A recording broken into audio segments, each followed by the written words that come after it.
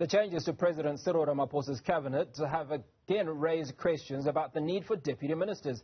There are currently over 30 deputies in the cabinet. To discuss this further, I'm joined by Sandile Swana from the Wits School of Governance. Mr. Swana, very good afternoon. 30 seems a pretty high number. Yes. First of all, I think all of us, the majority of us now, are that our size of the cabinet as a whole is larger than the cabinet of USA and other countries that are several times larger than ours. So yes, the number is too large of ministers, departments, and also the number of deputy ministers. So before we talk about 30 being too big a number, what would be, in your mind, a decent number of deputy ministers?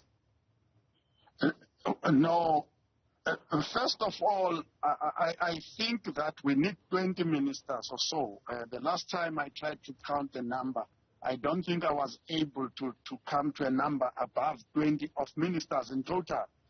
The issue of deputy ministers is a dubious matter altogether, and is probably ill-advised to continue with it. So why do we actually need deputy ministers? I mean, one of the things that we've taken note of is that in the absence of a minister in office, the deputy minister does not ascend to the throne, so to speak.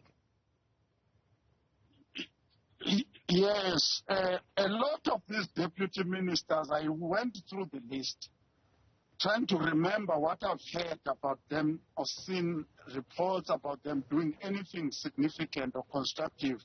I could not readily remember any one of them achieving anything specific. Ideally, if President Cyril Ramaphosa did things the way that he said he would do them when he took office, where he said he would sign a performance contract with each minister, then that would mean that within the constitutional mandate of that minister and all the legislative mandates and policy mandates, there will then be a job description with key performance indicators for each deputy minister, which means then the president would then be able to also receive performance reports about each specific deputy minister and each minister. And right now, President Cyril Ramaphosa has not tabled to the nation such reports, so that we know that during the time since the beginning of 2018, when he took power, that indeed he has actually been measuring that performance. Sandile Swana, Wits Governance, agreeing or rather confirming that 30 deputy ministers is way too many.